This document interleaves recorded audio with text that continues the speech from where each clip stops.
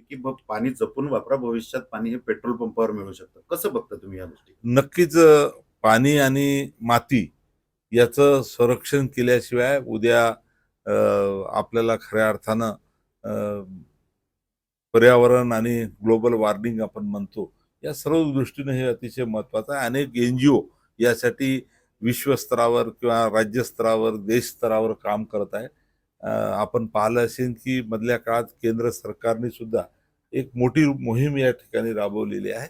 मग मातीचं आणि पाण्याचं महत्त्व हे भावी पिढीला सुद्धा कळलं पाहिजे, लोकांना कळलं पाहिजे आणि याच्यासाठी राज्य सरकारने सुद्धा वेगवेगळे अभियान या ठिकाणी चालवलेले आहेत. खरं तर जलसंधारण हे भविष्यासाठी खूप महत्वाचं आहे. यासाठी खूप मोठा निधी पण मिळायला पाहिजे. परंतु जे काय आपल्यासारखे मंत्री काम करतात, मात्र इतर मंत्री आणि इतर जे काही नेते आहेत, ते राजकारणात व्यस्त असतात. पाहिजे तसं प्राधान्य मिळत नाही. जलसंधारणाच्या माध्यमातून या ठिकाणी अतिशय चांगलं काम राज्यामध्ये चालू आहे. या खात्याची जबाबदारी माननीय मुख्यमंत्र्यांनी किंवा आमचे नेते सन्माननीय एकनाथरावजी शिंदे साहेबांनी माझ्यावर दिल्यानंतर अनेक राज्यातले जे काही डॅम आहे, जलसंधारण विभागामध्ये खरं तर विदर्भाचा जर आपण विचार केला, तर छोटे मामा तलाव पूर्व विदर्भामध्ये मोठ्या प्रमाणात आहे. या सर्व मामा तलाव हे ब्रिटिशकालीन किंवा त्याच्या अगोदरपासून अस्तित्वात आहे. याची दुरुस्ती करण्याचा एक धडक कार्यक्रम आम्ही घेतला आणि जवळपास 1200 कोटी रुपयाचं प्रशासकीय मान्यता या सर्व गोंदिया असेल, गडचिरोली असेल, भंडारा असेल, नागपूर असेल, वर्धा असेल, चंद्रपूर असेल, या सर्व जिल्ह्यामध्ये या मामा तलावाचा एक दुरुस्तीचा कार्यक्रम आम्ही हातात घेतला. विदर्भामध्ये बुलढाणा, यवतमाळ, वाशिम, अकोला आणि अमरावती या जिल्ह्यामध्ये जे काही 600 हेक्टरच्या आतमधले तलाव आमच्या जलसंधारण विभागाचे आहेत, या सर्व तलावात थोडासा मॅन पॉवर आमच्याजवळ कमी असल्यामुळे या शेवटच्या टोकापर्यंत टेलपर्यंत पाणी पोहोचत नव्हतं आणि मग अनेक वेळा कॅनल्समध्ये झुडपं वाढून जातात, झाडं वाढून जातात. नेहमी त्याच्यात दुरुस्तीला पैसे द्यावं लागत होते आणि म्हणून या पूर्व विदर्भात जसा आम्ही निर्णय घेतला तसा पश्चिम विदर्भात या ठिकाणी जवळपास 1700 कोटी रुपये हे सर्व कॅनल्स पीडीएनच्या माध्यमातून म्हणजे पाईपलाईनच्या माध्यमातून या सर्व कॅनलमध्ये ती पाणी पोहोचण्याची व्यवस्था करायची. म्हणजे शेवटच्या शेतकऱ्याच्या शेतापर्यंत, त्याच्या बांधापर्यंत हे पाणी कसं देता येईल अशा पद्धतीचं नियोजन या ठिकाणी आमच्या विभागाने केलेलं आहे. हे जसं विदर्भातलं आहे तसंच पूर्ण राज्यभर अशा पद्धतीचे वेगवेगळे उपक्रम आणि कार्यक्रम आमच्या जलसंधारण विभागाकडून चालू आहे आणि त्याचा नक्कीच येणाऱ्या काळामध्ये फार मोठा फायदा जलसंधारण आणि आपण जसं म्हणलं की पाणी आणि माती याला महत्त्व देऊन हे सर्व कार्यक्रम चालू आहे.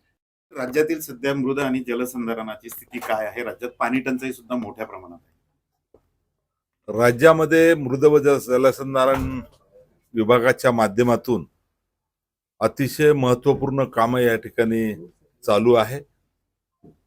गाळमुक्त धरण आणि गाळयुक्त शिवार या माध्यमातून जवळपास राज्यामध्ये आज वेगवेगळ्या जिल्ह्यामध्ये मोठ्या प्रमाणात कामं घेण्यात आलेली आहे आणि या माध्यमातून जवळपास राज्य सरकारने 500 कोटी रुपयाची तरतूद या नवीन वर्षामध्ये आणि मागच्या वर्षी 500 कोटी रुपये अशा पद्धतीचं नियोजन केलेलं आहे आणि त्या पद्धतीनं जिल्हाधिकाऱ्यांच्या नेतृत्वामध्ये किंवा त्यांच्या पुढाकारातून हे सर्व कार्यक्रम चालू आहे. जलयुक्त शिवारच्या माध्यमातून सुद्धा राज्यामध्ये मोठ्या प्रमाणात नवीन कामं घेण्यात आलेली आहे. 600 हेक्टरच्या आतमध्ये अनेक ठिकाणी मग खऱ्या अर्थानं चेकडॅम असेल, पाझर तलाव असेल किंवा बंधारे असेल अशा पद्धतीचे कामं आवश्यकतेनुसार सर्वे करून राज्यामध्ये चालू आहे. नाला सरळीकरण आणि त्यावर बांध टाकण्याचं सुद्धा काम या ठिकाणी चालू आहे आणि अशा माध्यमातून जलयुक्त शिवाराच्या माध्यमातून जलसंधारणाचे परिणाम सुद्धा राज्यामध्ये अतिशय चांगले दिसून आलेले आहेत आणि त्यामुळे या ठिकाणी पूर्ण राज्यामध्ये ही योजना परत चालू ठेवण्याचा निर्णय कॅबिनेटमध्ये माननीय मुख्यमंत्र्यांच्या उपस्थितीमध्ये झालेला आहे आणि जलसंधारण विभागाला राज्य सरकारकडून तर निधी या ठिकाणी उपलब्ध आहेत, परंतु केंद्र सरकारने सुद्धा या ठिकाणी PMKSY च्या माध्यमातून मोठ्या प्रमाणात निधी उपलब्ध करून दिलेला आहे आणि त्याचा या ठिकाणी DPR तयार करून आम्ही केंद्र सरकारकडे सुद्धा सादर केलेला आहे आणि त्याला सुद्धा मंजुरी मिळालेली आहे. सर दिल्ली आहेत लाडकी बहीणमुळे हा प्रॉब्लेम आला का? असं म्हणता येणार नाही, कारण शासनाकडे कामं केल्या जाते का बिलं मिळत राहतात, ही प्रक्रिया अनेक वर्षापासून चालू आहे.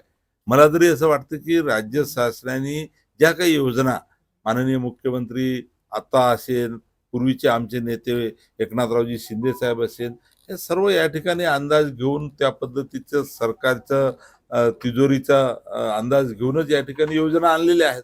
आणि म्हणून माझ्या माहितीनुसार कुठेही कोणती कामं थांबलेली नाही. मोठ्या प्रमाणात या ठिकाणी नवीन योजनाही येत आहे.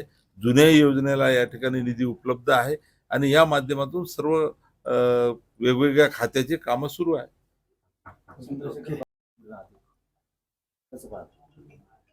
आता त्यांनी या ठिकाणी काय म्हटलं याचं सविस्तर आम्ही पूर्ण माहिती घेतो. त्याच्यानंतर आमचे पक्षाचे नेते सन्माननीय गुलाबरावजी पाटील साहेब हे या संदर्भात पक्षाची भूमिका जाहीर करतील. राज ठाकरे उद्धव ठाकरे एकत्र येतील असं वाटतं? तुझ्या म्हणा